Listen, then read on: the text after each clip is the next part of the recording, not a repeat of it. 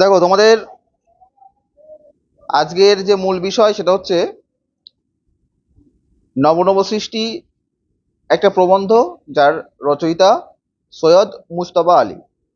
তো এইটা হচ্ছে সাহিত্যের সেই ভাগ যেই বিষয়ে লেখক বা সাহিত্যিকরা তাদের গবেষণা লিপিবদ্ধ করে। তার মানে তিনি আগে এই বিষয়টা নিয়ে অনেক ঘাটাঘাটি করেছেন। মানে এগুলো কিন্তু কল্পনা কোনো গল্প বা কল্পনা কোনো সাহিত্য বা উপন্যাস নয়। ঠিক আছে, এইগুলো হচ্ছে একটা বাস্তবনিষ্ঠ তথ্য সমৃদ্ধ লেখা, সেটা হচ্ছে প্রবন্ধ বলা হয়। তো এইখানে যে প্রবন্ধ সৈয়দ মুজতবা আলী লিখেছেন সেটা কিন্তু ভাষার উপর নির্ভর করে। মানে আমাদের বাংলা ভাষা নিয়ে তিনি দেখেছেন যে এর আদি অন্ত কি আছে, সেগুলো নিয়ে তিনি রীতিমতো রিসার্চ করেছেন। ঠিক আছে, দেখেছেন আজকে আমাদের বাংলা ভাষা যেরকম ভাবে আমরা ব্যবহার করছি, সেই ভাষার শব্দগুলো কোথা থেকে এসেছে। হ্যাঁ, বা এই যে শব্দের উৎপত্তি কিভাবে, কোথা থেকে, এই প্রসঙ্গে তিনি আরো অন্যান্য শব্দেরও বা অন্যান্য ভাষারও প্রসঙ্গ একসঙ্গে এনেছেন তুলনা করার জন্য, যে আদৌ বাংলা ভাষাটা কেমন, সেটা হচ্ছে অন্য ভাষার সাপেক্ষে কেমন সেটাও কিন্তু তিনি তুলনা করেছেন। যাই হোক, চতুরঙ্গ কাব্যগ্রন্থের অন্তর্গত, এই চতুরঙ্গ গ্রন্থের অন্তর্গত এই নবনব সৃষ্টি। ঠিক আছে, তো দেখো প্রথম থেকে পড়ছি লাইন বাই লাইন। আর যেহেতু প্রবন্ধ, সেহেতু প্রত্যেক কটা জিনিস একটু ভালোভাবে আয়ত্ত না করলে কিন্তু মানে বুঝতে পারবে না। ঠিক আছে, দেখো এখানে প্রথমে বলেছে সংস্কৃত ভাষা আত্মনির্ভরশীল, অর্থাৎ আহ, বলেছেন যে সংস্কৃত ভাষা বলতে কি, সংস্কৃত ভাষা পাণিনির কৃত ব্যাকরণ থেকে তৈরি। ফলে এই ভাষার যদি কোনো নতুন শব্দের প্রয়োজন হয়, এদেরই ধাতু বা উপসর্গ অনুসর্গ প্রত্যয় যুক্ত করে নতুন শব্দ বানিয়ে ফেলে ওরা। ঠিক আছে, মানে কি ভাষা আমাদের কেন প্রয়োজন হয়, শব্দগুলো আমাদের কেন প্রয়োজন হয়। মনে করো, যেমন হাসি, হাসির অনেক রকম ভাগ আছে। স্মাইল, স্মাইলের একটা অর্থ আছে। হ্যাঁ, লাভ, এটার একটা মানে আছে। ঠিক আছে, এই যে যতক্ষণ এর মানেগুলো মানে পাওয়া যায়নি, তখন কি করতো, তখন দেখা যেত যে অন্যান্য ভাষায় তারা কিভাবে ব্যবহার করছে কথাগুলো, এগুলোকে কি বলছে। যেমন মুচকি হাসা, এটাকে আমরা এখন শব্দ ব্যবহার করছি মুচকি হাসা, কিন্তু যখন মুচকি হাসাটা আসেনি তখন আমরা সেটাকে কি হিসেবে ব্যবহার করতাম, এই অনুভূতিটা কিভাবে আমরা প্রয়োগ করতাম, কোন শব্দ দিয়ে আমরা এই অনুভূতিটাকে, ধরো ঘুম পাচ্ছে, আমরা এখন বলি যদি ঘুম পাচ্ছে তাহলে বুঝতে পারবে সবাই কি। কিন্তু যখন এটা তৈরি হয়নি, শব্দ ভাণ্ডারে গ্রহণ হয়নি, তখন অন্য অন্য শব্দ ভাণ্ডারে কি চলছিল সেখান থেকে শব্দগুলো সমৃদ্ধ। জাস্ট একটা এক্সাম্পল দিচ্ছি এগুলো। ঠিক আছে, তো সেরকম ভাবেই সংস্কৃত ভাষাকে নির্ভরশীল, আত্মনির্ভরশীল বলা হয়েছে। তার কারণ কি, যদি তার কোনো ভাষার প্রয়োজন হয় তাহলে নিজের শব্দভাণ্ডারই অনুসন্ধান করে, অন্য কোনো শব্দভাণ্ডার দেখে না।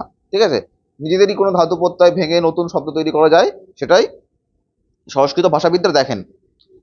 হ্যাঁ, তাই এটা বলা আছে, যতক্ষণ আমি যেটা বললাম সেটাই এখানে বলা আছে।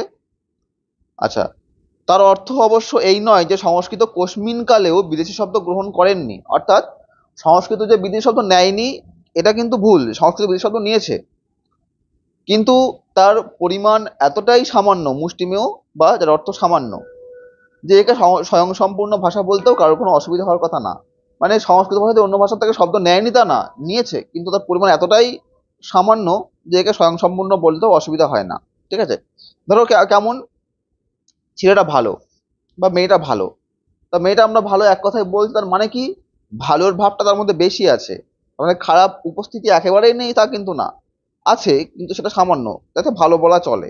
ঠিক আছে, তো এরকম ব্যাপারটা এই সংস্কৃত ভাষার ক্ষেত্রেও সেরকম ব্যাপারটা, যে ভাষাটা হয়তো অন্য ভাষা থেকে নিয়েছে কিন্তু এতটাই সামান্য যে ওটা সম্পূর্ণতা বলে আমরা আখ্যায়িত করতে অসুবিধা হবে না। আচ্ছা, এটা যেহেতু প্রাচীন যুগের ভাষা, তাই ভাষা ভাণ্ডারের জন্য এরা আপন তথ্য ভাণ্ডারই অনুসন্ধান করত। আচ্ছা, এরকম প্রাচীন ভাষা আরো আছে।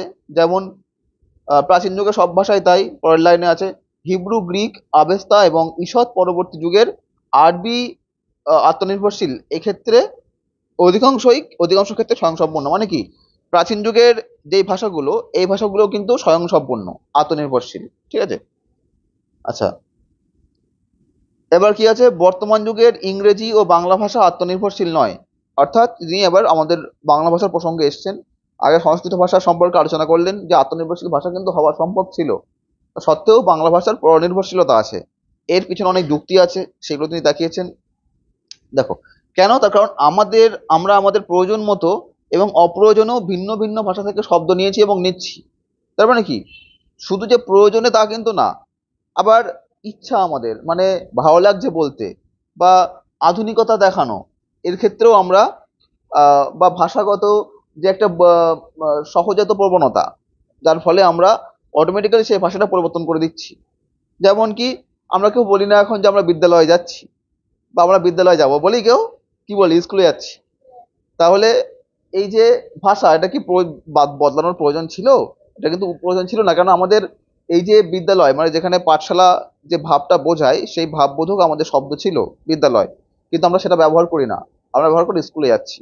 ঠিক আছে? অর্থাৎ এটা আমাদের সহজাত প্রবণতা তৈরি হয়ে গেছে যে আমাদের প্রয়োজন না, অপ্রয়োজনীয় আমরা ভাষা নিচ্ছি সেখান থেকে নিজেদেরকে একটু অন্যরকম দেখানোর জন্য, বা সেটা একটা সহজাত প্রবণতা বলতে পারো।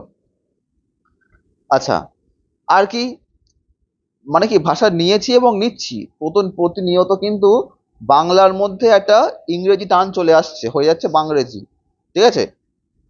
যাই হোক, হাইব্রিড ল্যাঙ্গুয়েজ। আচ্ছা, যাই হোক, পাঠান মোগল যুগে আইন আদালত খাজনা খারিজ নতুন রূপে দেখা দিল বলে আমরা আরবি ফার্সি থেকে প্রচুর শব্দ গ্রহণ করেছি। এবার মনে করো, পাঠান মুঘল যুগে বিভিন্ন হচ্ছে সম্রাট বা সুলতানরা কি করেছে, তাদের আহ, আদালত মানে ধরো কোনো, ধরো হুজুর হন, হ্যাঁ, বা- বা জজ সাহেবকে বলা হয় হুজুর। যে হুজুর এই শব্দগুলো তখনকার, এগুলো কিন্তু সেই আরবি শব্দ। তখন কিন্তু তারা ওই জাজকে হুজুর বলতো। এখন হয়তো আমরা জাজ বলছি, হ্যাঁ, বা মাননীয় বিচারক বা বিচারপতি আমরা বলছি, তখন হুজুর বলতো। ঠিক আছে? তাহলে সেই যে মুঘল যুগের শব্দ, সেটা কিন্তু বাংলা ভাষায় স্থান পেয়ে গেছে। কেন স্থান পেয়েছে? যেহেতু আইন আদালত তখন শুরু হয়েছিল। ঠিক আছে? লর্ড কর্নওয়ালিস আইন ব্যবস্থা প্রচলন করলো, হ্যাঁ, পুলিশি ব্যবস্থা প্রচলন করলো, হ্যাঁ, তারপরে তো ঢেলে সাজানো হলো সবকিছু। তখনও কিন্তু প্রচুর ইংরেজি ভাষার আইনি ল্যাঙ্গুয়েজ, হ্যাঁ, আমাদের বাংলা ভাষায় এসছে, যেগুলো আমরা বাংলা ভাষায় বোঝাতে পারবো না, সেই শব্দগুলি আমাদের প্রয়োগ করতে হবে, নাহলে মানে ক্লিয়ার হবে না। ঠিক আছে? আচ্ছা, ধরো খাজনা বলতে কি, ট্যাক্স দেওয়া, এই যে ট্যাক্সেশনের যে পদ্ধতিগুলো, এই যে খাজনা, এগুলো কিন্তু সব আরবি শব্দ। হ্যাঁ, সেই সময়, হ্যাঁ, আর খাজনা আরবি শব্দ, আর খাজনা খারিজ এগুলো আরবি বা ফার্সি এই ভাষার শব্দ। আচ্ছা, তা তৎকালীন তোমার মুঘলরা বেশিরভাগ আরবি শব্দই ব্যবহার করতো। বুঝা গেল? মানে মুসলিমদের বেশিরভাগ আহ, যারা সম্রাট ছিল মুসলিম, তাদের বেশিরভাগ ভাষা ছিল মুখের আরবি। সেটাই আমাদের মধ্যে চাপিয়ে দেওয়া হতো। আর তাদের বাংলা ভাষা বললেও আরবির টানটাই বেশি থাকতো। যেমন দেখো, পাকিস্তানেরও কিন্তু ভাষা আরবি। আচ্ছা, তারপরে কি, ওই সরি, উর্দু। তো উর্দু, আরবি এগুলো প্রায় সমগোত্রীয়, একই টাইপের। আচ্ছা, পরবর্তী যুগে ইংরেজি থেকে, ইংরেজির মারফতে অন্যান্য ভাষা নিয়েছি এবং নিচ্ছি, ভাষা থেকেও নিয়েছি এবং নিচ্ছি। মানে কি, ইংরেজি ভাষা থেকেও অন্যান্য ভাষা আমরা নিয়েছি, হ্যাঁ, অন্যান্য শব্দ আমরা নিয়েছি এবং নিচ্ছি। তার মানে কি, এই যে ভাষাগুলো, তোমাদের ক্লাস নাইনে আবার শব্দ ভাণ্ডারের চ্যাপ্টারেও তোমরা পেয়েছো যে তৎসম শব্দ, যেগুলো সংস্কৃত থেকে সরাসরি বাংলায় আসছে, তদ্ভব শব্দ পরিবর্তনের মাধ্যমে আসছে, হ্যাঁ, অর্ধতৎসম, ভগ্নতৎসম, বা অনেক বিদেশি শব্দ রয়েছে, হ্যাঁ, যেগুলো বিদেশি শব্দ থেকে। কেন এগুলো এসছে? তার কারণ বিদেশে থেকে আমাদের দেশে বাণিজ্য করতে এসছে, এবং আমাদের দেশ থেকেও বিদেশে বাণিজ্য করতে গেছিল। এর সূত্রে দেখবা, যদি কেউ একটা না কোনো অন্য জায়গায় গিয়ে থাকে, মনে করো কেউ ধরো দিল্লি গিয়ে রয়েছে প্রায় বছর 5-6, তার ভাষায় কিন্তু একটা দিল্লির টান পাওয়া যাবে। ঠিক আছে? বা আহ, সে যে কথাটা বলবে তার মধ্যে কিছু কিছু ওই বাংলার মধ্যে হিন্দি বা হিন্দি ঢুকিয়ে দেবে। ঠিক আছে?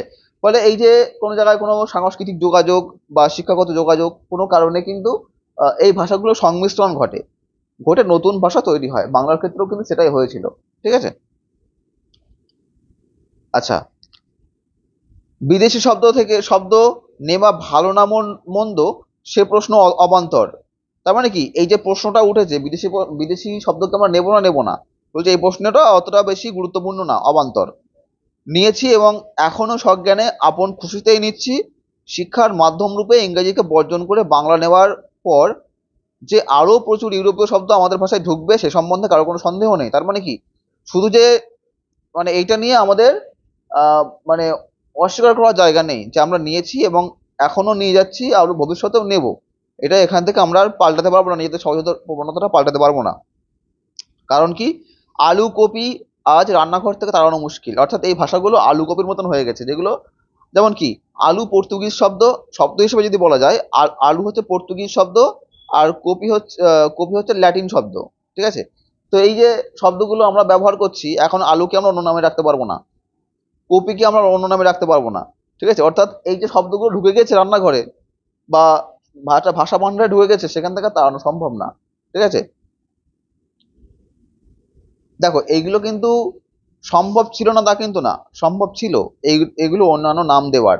কিন্তু যেই দেশ থেকে বা আমরা ব্যবহারটা শিখেছি, সেই দেশে কি বলছে সেটা বলেই আমরা চালিয়ে দিই। এই মনে করো চা, চিনি, লিচু, এগুলো কি শব্দ বলো তো? চাইনিজ, সবগুলো চাইনিজ শব্দ। ঠিক আছে? তো ওইগুলোই আমরা এখন চীন দেশ থেকে এগুলো ব্যবহার শিখেছিলাম। যে দেশ থেকে ব্যবহার শিখেছি সেই দেশে কি কি বলে সেইটাই আমরা বলে সেগুলো চালিয়ে দিই। ঠিক আছে? নতুন কোনো কিছু বলি না, সেটা চালিয়ে দেওয়া হচ্ছে। ঠিক আছে? যাই হোক, মানে বিলেতি ওষুধ আর কি, বিলেতি ওষুধ প্রায় সকলেই খান। ভবিষ্যতে আরো নতুন নতুন ওষুধ খাবেন বলে মনে হয়। ওষুধ যেগুলো তৈরি হয়, যে কম্পাউন্ড গুলো বা যে মিশ্রণ গুলো তৈরি হয়, নতুন নতুন ওষুধ তৈরি হচ্ছে, সেইগুলো কোনোদিন বাংলা নাম দেখেছো? সেগুলো সবই ইংরেজি নাম দিয়ে তৈরি হয়। ঠিক আছে? এই দুই বিদেশি বস্তুর ন্যায় আমরা আমাদের ভাষাতেও বিদেশি শব্দ থেকে যাবে, নতুন আমদানিও বন্ধ করা যাবে না। অর্থাৎ নতুন আসবে এবং যেগুলো আছে সেগুলো থেকে যাবে, সেগুলো পাল্টানো যাবে না। কারণগুলো বোঝা গেল। রান্নাঘর থেকে শুরু করে দৈনিক ব্যবহার্য ওষুধ সামগ্রী, সেগুলো নাম পরিবর্তন করে, এখন কারোর মাথা ব্যথা নেই ওইসব নিয়ে পরিবর্তন করে আবার সেগুলোকে আয়ত্ত করা। আমি নতুন ধরো শব্দ তৈরি করলাম, যে আমি যে আর্নিকা একটা ওষুধ আছে, সে আর্নিকাটাকে আমি অন্য নামে রাখবো। তো সেটা যে আমি একা রাখলে, সেটা আমি একা বুঝলে তো হবে না, সবার মাধ্যমে সেগুলো প্রচার করতে হবে। কি করে প্রচার করব? টিভিতে, রেডিওতে প্রচার করলাম যে আর্নিকার আজ থেকে এই নাম। সেটা সেরকম ভাবে যদি করতে হয়, তাহলে কত ভাষা করতে হবে ভাবো, সম্ভব কোনোদিন? ধরো বাংলা থেকেই তৈরি করলাম, বাংলা থেকে কোনো শব্দ আমি নিলাম, এর বদলে আমি এটা ব্যবহার করব, কিন্তু সেটা আমি সরাবো কি করে?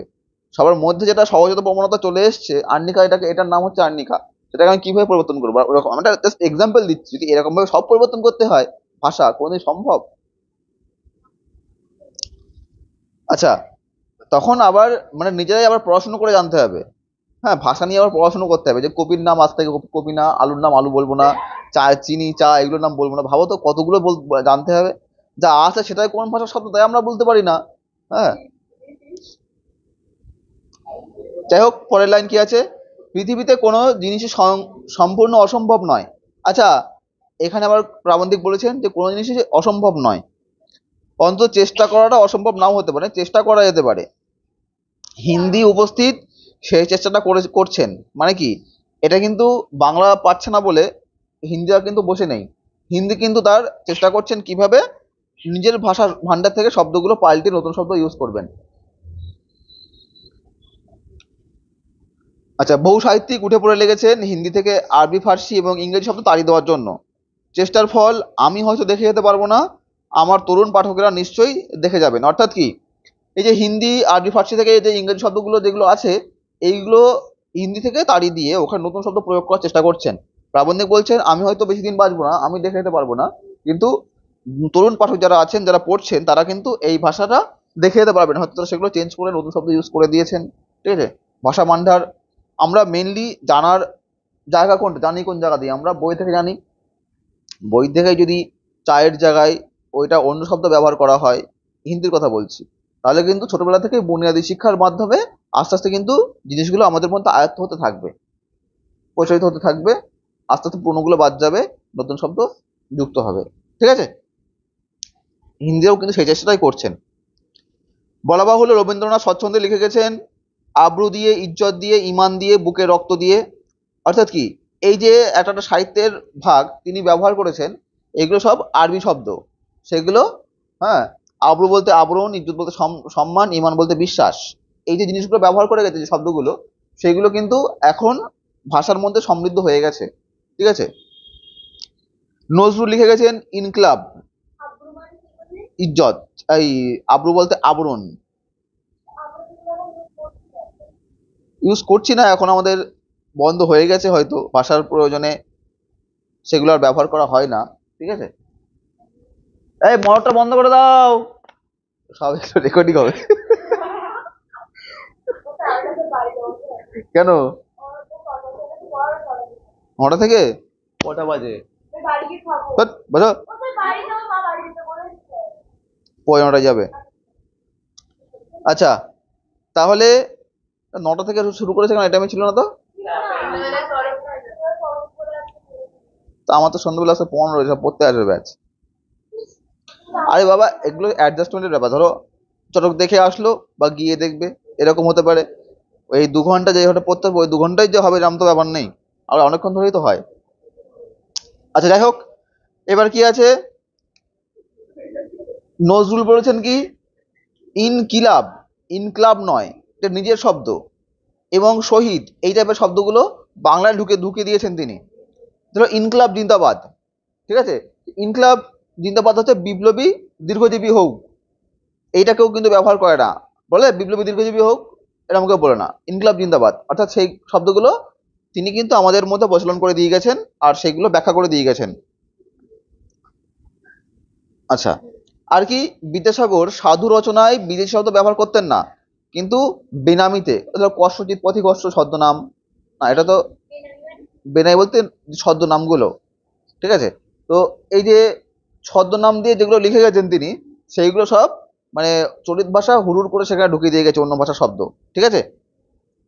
আরবি ফার্সি ভাষা ঢুকিয়ে দিয়ে গেছেন। তিনি যখন সাধু ভাষায় লিখেছেন, নিজের নামে লিখেছেন।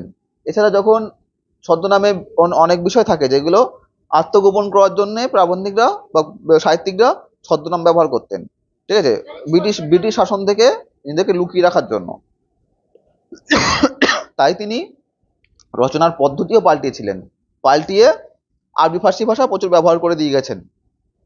আচ্ছা, আর অতিশয় নিষ্ঠাবান ব্রাহ্মণ পণ্ডিত হরপ্রসাদ শাস্ত্রী নেপালের রাজদরবার থেকে চট্টোপাধ্যায়ের পুঁথি আবিষ্কার করেছিলেন এবং বাংলায় অনুবাদ করেছিলেন। তো তিনি হচ্ছে আরবি ফার্সির বিরুদ্ধে জিহাদ ঘোষণা করাকে আহাম্মুকি বলে মনে করতেন। জিহাদ মানে কি? এটাকে আমরা ব্যবহার করব না, বিদ্রোহ। তো এর বিদ্রোহ করা বোকামি, মানে এখান থেকে আমরা বাদ দিতে পারবো না বলে এটাকে আমরা চেষ্টাই করব না, ঠিক আছে, বাদ দেওয়ার। আহাম্মুকি বলতে বোকামি। আচ্ছা, আলাল ও হুতুমের ভাষা বিশেষ উদ্দেশ্যে নির্মিত হয়েছিল, সাধারণ বাংলা এ স্রোতে গা ঢেলে দেবে না বলে তার উল্লেখ এ স্থলে নিষ্প্রয়োজন। অর্থাৎ আলাল ও হুতুম বলতে কি? কালীপ্রসন্ন সিংহের লেখা আলালের ঘরের দুলাল ও হুতুম পেঁচার নকশা, এগুলো সামাজিক দুটি গ্রন্থ, যার মাধ্যমে তৎকালীন সমাজের যে বিষয়গুলো, হ্যাঁ, ব্যঙ্গ বিদ্রুপ মানে বিদ্ধ করা হয়েছিল।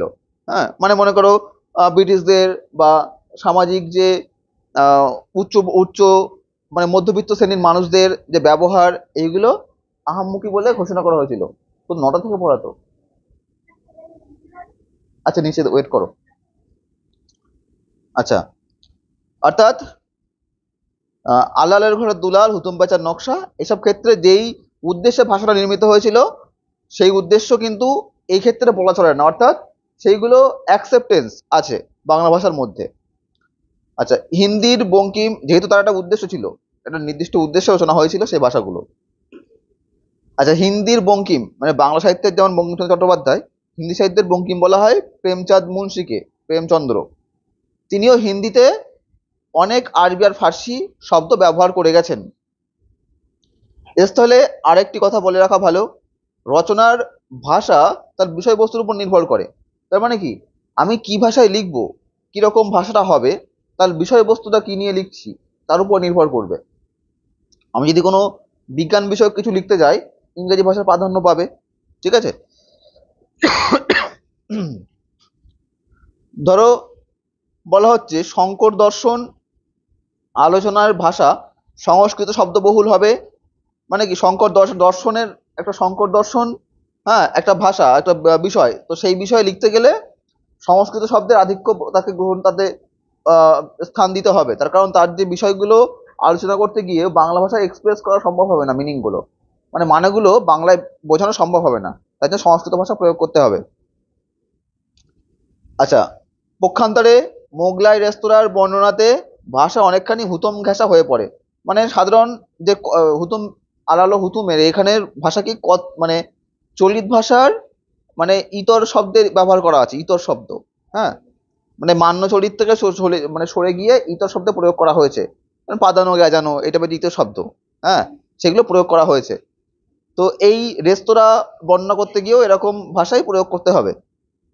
আচ্ছা, বসুমতী সম্পাদকীয় রচনার ভাষা এক। তার মানে কি, বসুমতীর যে সম্পাদকীয়, অর্থাৎ তার যে যে কোনো বইয়ের একটা সম্পাদকীয় থাকে, মানে প্রথম সম্পাদকের নিজের মানে সম্পাদক নিজের কোনো বক্তব্য বইয়ের মধ্যে লিখে দেখ, মানে প্রথমেই লিখে রাখেন যে কোন বিষয় নিয়ে বইটা লেখা হয়েছে বা কেন লেখা হয়েছে, তার মনের যে কথাগুলো। তো এই যে এটা থাকবে গাম্ভীর্য। আচ্ছা, বসুমতী কিন্তু একটা দৈনিক সংবাদপত্র, 1914 সালে এই সংবাদপত্রটা প্রকাশ হয়েছিল। আহ, সতীশচন্দ্র মিত্রের পিতা এই পত্রিকাটা প্রকাশ করেছিলেন। হ্যাঁ, বসুমতী পত্রিকা, এর বিষয়ে তোমাদের নোটসে আমি দিয়ে দেবো। তাতে তাতে আছে গাম্ভীর্য এবং বাঁকা চোখের ভাষা ভিন্ন। মানে কি, বাঁকা চোখের ভাষা বলতে কি, কথা বলছে এক, তার মানে বোঝাচ্ছে আর এক। ঠিক আছে। আর চটুলতা মানে চালাকি সমৃদ্ধ ভাষা থাকবে, মানে বলবে এক, তার মধ্যে অন্য একটা মানে থাকবে। ঠিক আছে। বাংলায় যেসব বিদেশি শব্দ ঢুকেছে তার ভিতরে আরবি ফার্সি এবং ইংরেজি প্রধান। মানে বাংলা ভাষায় যে শব্দগুলো ঢুকেছে তার মধ্যে আরবি ফার্সি আর ইংরেজি এইগুলোর প্রাধান্য সবচেয়ে বেশি। তোমরা যদি ওই 9-এর শব্দ ভাণ্ডারের চ্যাপ্টারটা পড়ো, দেখবা আরবি ফার্সি আর ইংরাজির ভাষা ভাণ্ডারটায় বেশি ভাষা দেওয়া আছে, বেশি শব্দ দেওয়া আছে, অন্যগুলো অনেক কম কম দেওয়া আছে। সংস্কৃত শব্দ বিদেশি নয়, এটা আমাদের এদেশীয় শব্দ বলে মানা হয়, কেন তৎসম শব্দ। ঠিক আছে। এবং পর্তুগিজ, ফরাসি, স্প্যানিশ শব্দ এতই কম যে সেগুলো নিয়ে অত্যধিক দুশ্চিন্তা করার বিশেষ কোনো কারণ নেই। তার মানে কি, স্প্যানিশ, পর্তুগিজ এগুলো খুবই কম, এগুলো ইচ্ছা করে তাড়িয়ে দেওয়া যাবে, ওখানে অন্য শব্দ ব্যবহার করা যাবে। ঠিক আছে। বাংলা ভিন্ন অন্য যে কোনো ভাষার চর্চা আমরা করি না কেন, যে সে ভাষার শব্দ বাংলাতে ঢুকবেই।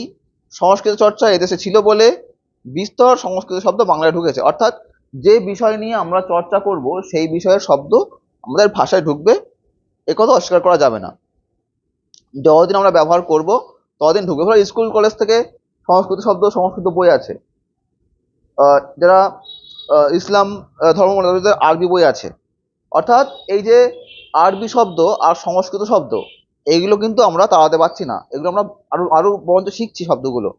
তো যখন যেখানে শিখছি সেখানে আমরা দু এক সময় শব্দগুলো প্রয়োগ করতেও পারি, প্রয়োগও করে দিতে পারি। তাই জন্য এগুলো কিন্তু আমাদের স্কুল কলেজ থেকে যেহেতু উঠিয়ে দিচ্ছে না, তাই জন্য হচ্ছে আমাদের মানে আমরা বলতেই থাকবো। কিন্তু কেন উঠিয়ে দিচ্ছে না, তার কারণ হচ্ছে যদি উঠিয়ে দেয় তাহলে তিনি আবার বলছেন প্রাবন্ধিক যে আমরা আমাদের অন্যতম প্রধান খাদ্য থেকে বঞ্চিত হব।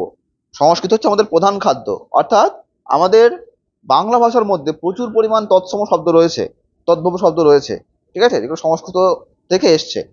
তাই এই চর্চাটা ভাষাতাত্ত্বিকেরা উঠিয়ে দিতে চাননি, কেননা আমাদের মূল যে অস্তিত্ব সেটা আমরা হারাবো।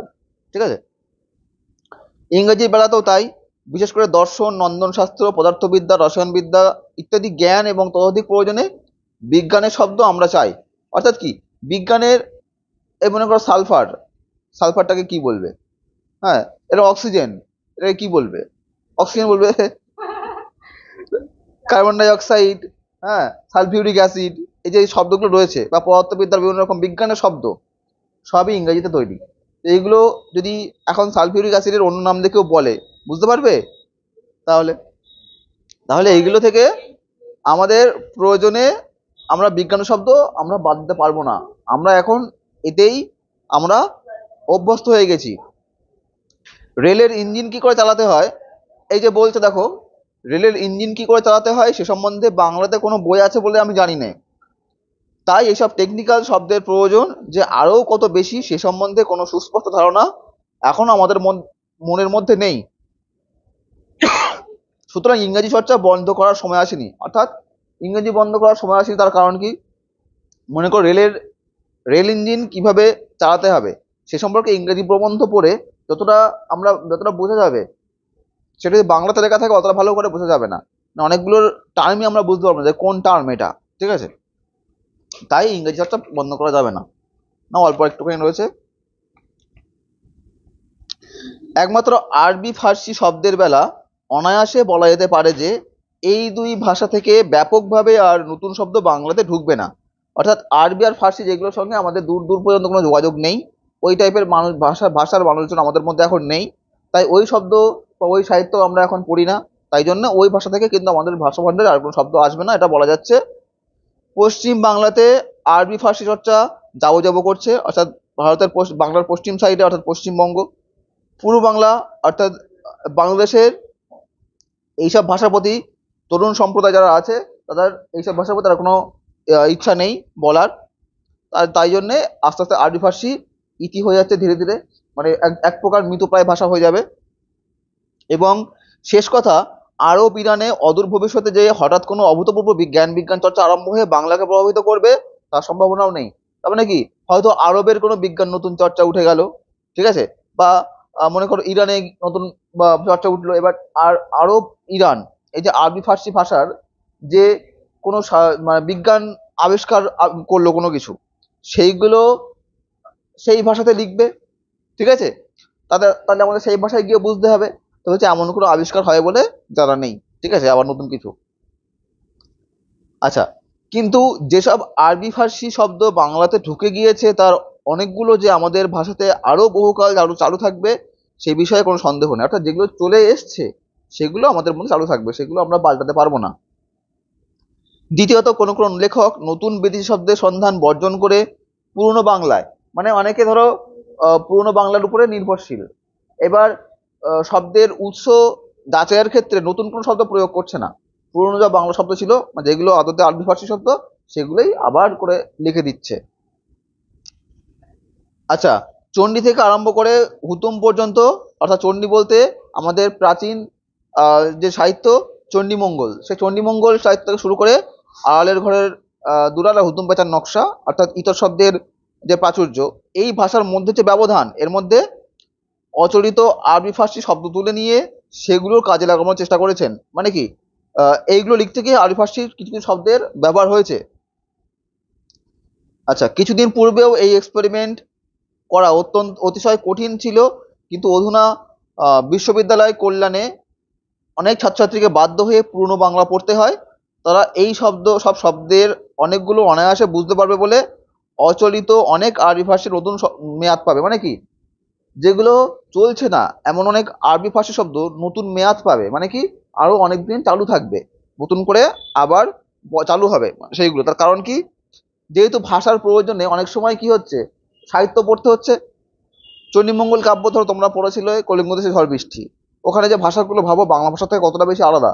যে ভাষাগুলো আমরা ব্যবহার করেছি, আমরা পড়েছি, তার মধ্যে অনেক আরবি ফার্সি বা অন্য শব্দও আছে, কিন্তু সেইগুলো আমরা পড়ে গেছি। ধর সোঙর, এই শব্দগুলো তোমরা বাংলা জীবনে শুনেছো? তাহলে এই যে শব্দগুলো আমরা পড়ে গেছি সেগুলো সাহিত্যের প্রয়োজনে আমরা আবার পড়ছি, ফলে এইগুলো নতুন করে একটা মেয়াদ পাচ্ছে, আবার বহুদিন ধরে আমরা সেগুলো পড়তে থাকছি। আচ্ছা, এই পরিস্থিতির সামনে জীবন মৃত এই শব্দের একটা নতুন খতের নিলে ভালো হয়। তার মানে কি বলছে, এই যে পরিস্থিতি এর মধ্যে জীবন মৃত মানে জীবিত অথচ মৃত, মানে কি যেগুলো জীবিত রয়েছে কিন্তু বইয়ের মাঝখানে, মানে এমনি মৃত ব্যবহার করছে না, মানুষের সমাজে ব্যবহার হচ্ছে না, কিন্তু বইয়ের মাঝখানে জীবিত রয়েছে, ঠিক আছে, মানে দৈনিক ব্যবহার নেই কিন্তু বইয়ের মধ্যে আমাদের পড়তে হচ্ছে এই জীবন মৃত শব্দগুলো। নতুন করে খতে মানে খতিয়ান, মানে লিপিবদ্ধ আছে কোন কোন শব্দগুলো, সেইগুলো আবার নতুন করে জানতে হচ্ছে, মানে একটা লিপিবদ্ধ করতে হবে যে এই শব্দগুলো আমরা ব্যবহার করছি, কেননা সেগুলো বাদ দিতে হবে, ঠিক আছে। ভারতীয় মক্তব মাদ্রাসা বলতে কি, মাদ্রাসার আমাদের যেমন প্রাইমারি স্কুল হয়, মক্তব মাদ্রাসা হচ্ছে মাদ্রাসার প্রাথমিক ভাগ, ঠিক আছে, প্রাথমিক মাদ্রাসা। সেখানেও প্রচুর পরিমাণে আরবি ভাষা পড়ানো হয়েছিল, মক্তব মাদ্রাসা পড়ানো হয় আরবি ভাষা। তবু কার্যত দেখা গেল ভারতীয় আর্যগণ ইরানি আর্য সাহিত্য অর্থাৎ ফার্সির সৌন্দর্যে অভিভূত হলেন বেশি। উর্দু সাহিত্যের মূল সুর তাই ফার্সির সঙ্গে বাঁধা, আরবির সঙ্গে নয়। অর্থাৎ উর্দু ভাষার মূল উৎস হচ্ছে ফার্সি, আরবি থেকে কিন্তু উর্দু সাহিত্যটা বেশি প্রভাবিত হয়নি, হ্যাঁ, উর্দু সাহিত্যের মূল সুর হচ্ছে ফার্সি। হিন্দি গদ্যের উপরেও বাইরের যে প্রভাব পড়েছে সেটা ফার্সি, আরবি নয়। অর্থাৎ হিন্দির মধ্যেও কিন্তু ফার্সি ভাষায় বেশি এসেছে, আরবি ভাষা কিন্তু বেশি নেই। ঠিক আছে, এরপরে কি আছে, একদা ইরানে যেরকম আর্য ইরানি ভাষা এবং সেমিটি আরবি ভাষার সংঘর্ষে নবীন ফার্সি জন্মগ্রহণ করেছিল, ভারতবর্ষে সেই সংঘর্ষের ফলে সিদ্ধি উর্দু কাশ্মীরি সাহিত্যের সৃষ্টি হয়।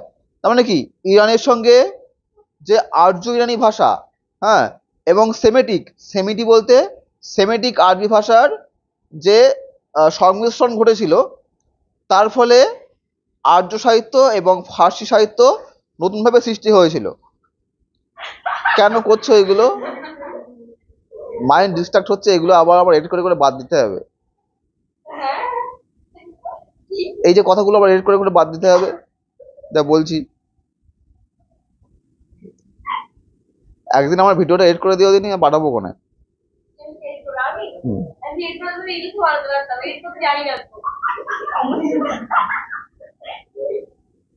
ওটা রাখো, পরে করে করে নিয়ে যাও বাড়িতে, বাড়িতে আরেকটা আছে তো।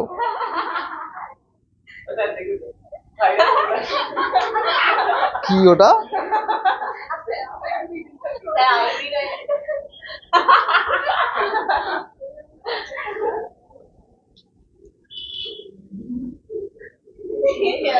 আচ্ছা, তাহলে উর্দু সাহিত্যের মূল সুর তাই ফার্সির সঙ্গে বাঁধা, আরবির সঙ্গে নয়। অর্থাৎ উর্দু সাহিত্যও কিন্তু বেশিরভাগ ফার্সির সাথে ব্যবহার করেছে, হিন্দি সাহিত্যও কিন্তু ওই একই ব্যবহার আছে। আচ্ছা, একদা ইরানে যেরকম আর্য ইরানি ভাষা সেমিটি আরবি ভাষা সংঘর্ষে নবীন ফার্সি জন্মগ্রহণ করেছিল, মানে কি, আর্য ইরানি এবং সেমেটিক আরবি ভাষা, এটা একটা আরবির একটা প্রাথমিক ভাষা, এই দুটোর মিশ্রণে ফার্সি ভাষা জন্মগ্রহণ করেছিল ভারতবর্ষে সেই সংঘর্ষের ফলে। হ্যাঁ, তাহলে কি, এই আর্য ইরানি আর সেমেটিক ভাষার সঙ্গে ফার্সি জন্মগ্রহণ করেছিল, মানে ফার্সি কিভাবে জন্ম, সেমেটিক মানে আরবির প্রাথমিক ভার্সান, ঠিক আছে, তো তার সঙ্গে আর্য ইরানি মানে ইরানিরও প্রাথমিক ভার্সান, এই দুটোর ভার্সান একসঙ্গে যোগ হয়ে জন্ম নেয় ফার্সি ভাষা, নতুন ফার্সি ভাষা। তেমনভাবে ভারতবর্ষে কি হয়, সিন্ধি, উর্দু আর কাশ্মীরি সাহিত্যের সৃষ্টি হয়েছিল এইরকমই এক সংঘর্ষের ফলে। কিন্তু আরবির এই সংঘর্ষ ফার্সির মাধ্যমে ঘটেছিল বলে, কিংবা অন্য কোনো কারণেই হোক, ভারতবর্ষের এই তিন ভাষা ফার্সির মতো নব নব সৃষ্টি দিয়ে ঐশ্বর্যশালী সাহিত্য সৃষ্টি করতে পারলো না। মানে কি, এই যে তিনটি ভাষা, যে ভাষার কথা বলা হলো, এইগুলো নতুন নতুন কোনো সাহিত্য সৃষ্টি হয়নি এই ভাষাগুলো দিয়ে, মানে কি বেশি ব্যবহার হয়নি, বিলুপ্ত হয়ে গেছিল এই ভাষাগুলো। কি করেছে, একমাত্র উর্দুতেই কবি ইকবাল এই তত্ত্ব সম্মুখ হৃদয়ঙ্গম করেছিলেন। একমাত্র উর্দু সাহিত্যের রচয়িতা, হ্যাঁ, ইকবাল, তিনি এই যে সাহিত্যটা হৃদয়ঙ্গম করেছে, মানে বুঝেছিলেন এই ভাষা, এবং তিনি উর্দুতে প্রচুর সাহিত্য রচনা করেছিলেন। ও নতুন সৃষ্টির চেষ্টা করে উর্দুকে ফার্সির অনুকরণ থেকে কিঞ্চিত নিষ্কৃতি দিতে সক্ষম হয়েছিলেন। অর্থাৎ উর্দু ভাষাতে তিনি যেগুলো রচনা করেছিলেন সেগুলোতে ফার্সির প্রভাব বর্জন করে দিয়েছিলেন, যেহেতু তিনি ফার্সি সম্পর্কে জানতেন। আচ্ছা, এরপর দেখো আর দুটো প্যারা আছে। বাঙালির সর্বশ্রেষ্ঠ সাহিত্য সৃষ্টি তার পদাবলী কীর্তন। অর্থাৎ পদাবলী কীর্তন বলতে এই যে বৈষ্ণব পদাবলী যেগুলো রয়েছে, জ্ঞানদাস, চণ্ডীদাস, বিদ্যাপতি। পদাবলী বলতে রাধাকৃষ্ণ বিষয়ক যে সাহিত্য, পদাবলী সাহিত্য বলা হয় বৈষ্ণব সাহিত্যের। এগুলোর মধ্যে আছে জ্ঞানদাস, চণ্ডীদাস, বিদ্যাপতি, অনেক প্রাচীন যুগের যেগুলো প্রাকৃত বাংলা নিয়ে লেখা, সেগুলোর সঙ্গে এখনকার বাংলা দেখলে মনে হবে মানে বাংলা ভাষা বলে মনে হবে না, সেই প্রাকৃত বাংলাগুলো, বুঝছো? তো এইগুলোতে কি হয়, এই সাহিত্যের প্রাণ এবং দেহ উভয়ই খাঁটি বাঙালি। অর্থাৎ প্রাণ এবং দেহ কি, মানে এই সাহিত্যের বিষয়টাও বাংলা, আর এর ভেতরে যে ব্যাখ্যা সেগুলো বাঙালিদেরই ব্যাখ্যা, মানে বাঙালি সমাজের ব্যাখ্যা। এই সাহিত্যে যে শুধু যে মহাভারতের শ্রীকৃষ্ণ বাংলায় খাঁটি কানুরূপ ধারণ করেছে তা নয়, শ্রীমতী শ্রীরাধাও যে একেবারে খাঁটি বাঙালির মেয়ে সে বিষয়ে কোনো সন্দেহ নেই। আচ্ছা, এটা আমরা কিভাবে বুঝতে পারছি যে কৃষ্ণ কানু হয়ে গেছে আর শ্রীমতী রাধাও বাঙালির মেয়ে কিভাবে হয়ে গেছে? আমরা যে ভাষা ব্যবহার করছি তার উপরে আমাদের চারিত্রিক বৈশিষ্ট্য নির্ভর করে, অর্থাৎ সংলাপ। তাদের মুখে যে সংলাপগুলো সাহিত্যিকরা দিয়েছিলেন, অর্থাৎ চণ্ডীদাস বা জ্ঞানদাস যেই ভাষাগুলো ব্যবহার করেছিলেন তাদের মুখ দিয়ে, হ্যাঁ, তার নাটক বা রাধা বলছেন, রাধার যে মুখের কথাগুলো সেগুলো খাঁটি বাংলায় ব্যবহার করেছেন বলে এই চরিত্রগুলো খাঁটি বাঙালি হয়ে পড়েছে। ঠিক আছে, এবার তার মধ্যে তো ইংরেজি থাকতো, রাধা ইংরেজিতে কথা বলছে, তাহলে কিন্তু সেক্ষেত্রে বাঙালি টাচ থাকতো না, আধুনিক তখন রাধা হয়ে যেত। তার মানে দেহ আর মন দুদিক দিয়েই খাঁটি বাঙালি এই ভাষাগুলো। তারপরে কি ভাটিয়ালির নায়িকা, বাউলের ভক্ত, মুর্শিদিয়ার আশিক ও পদাবলীর শ্রীরাধা একই চরিত্র একই রূপে প্রকাশ পেয়েছে। মানে কি, ভাটিয়ালি যে গান তার যে নায়িকার যে মুখের ভাষা, বাউলের ভক্ত, মুর্শিদিয়ার যে আশিক, এই যে এগুলো যে একটা চরিত্র, এর চরিত্রগুলো যে মুখের ভাষা সেগুলো সেই ভাষার সঙ্গে সামঞ্জস্যপূর্ণ। এরকম না যে বাংলা ভাষা বলতে বলতে তার মধ্যে অন্য ভাষার প্রবেশ ঘটিয়েছে, এরকম না। ঠিক আছে, অর্থাৎ সেই দিক দিয়ে তাদের একটা স্বতন্ত্র বৈশিষ্ট্য আছে। বাঙালির চরিত্রে বিদ্রোহ বিদ্যমান, তাই ভাষার ক্ষেত্রেও সেই বিদ্রোহ দেখা যায়। তার অর্থ এই যে কি রাজনীতি, কি ধর্ম, কি সাহিত্য, যখনই যেখানে সত্য শিব সুন্দরের সন্ধান পেয়েছে তখনই সেটা গ্রহণ করতে চেয়েছে। অর্থাৎ যে ভাষার মধ্যে যখন দেখেছে আরো সৌন্দর্য বৃদ্ধি পাচ্ছে কোনো শব্দ প্রয়োগ করে, বাঙালি সেটা করেছে, শব্দ প্রয়োগ করে সেটাকে আরো বেশি সৌন্দর্য মণ্ডিত করতে চেয়েছে। এবং তখন কেউ গতানুগতিক পন্থা, প্রাচীন ঐতিহ্য এই দোহাই দিয়ে সেই প্রচেষ্টায় বাধা দিতে গেলে তার বিরুদ্ধে বিদ্রোহ ঘোষণা করেছে। মানে কি, বলছে না এটা ব্যবহার করা যাবে না। হয়তো কেউ বলছে সাহিত্যিকরা যে তুমি এটা কেন ব্যবহার করেছো, এটা তো আমাদের আরবি ফার্সির ভাষা। হ্যাঁ, এইগুলো করা সত্ত্বেও তারা কিন্তু এই ভাষাগুলো প্রয়োগ করে গেছে। হ্যাঁ, মানে প্রাচীনত্বর দোহাই, মানে ঐতিহ্য যতই হোক না কেন, ধরো এখন যদি তোমাদের বলা হয় যে স্কুল থেকে আজকে তো তোমরা কেউ স্কুল বলবে না, সবাই বিদ্যালয় বলবে, এখানে বিদ্যালয় বলবে, ওই স্কুলটি তোমাদের সহজাত প্রবৃত্তি হয়ে গেছে এখন, ওটা তোমরা এখন ব্যবহার করতে শুরু করেছো, এখন ওটাই তোমরা ব্যবহার করবে। তাই এই প্রচেষ্টাটা বাধা দিতে চেয়েছে, বাঙালি ভাষা বিদ্রোহ ঘটেছে। যখন সে বিদ্রোহ উচ্ছৃঙ্খলতায় পরিণত হয়েছে তখন তার বিরুদ্ধে আবার বিদ্রোহ করেছে।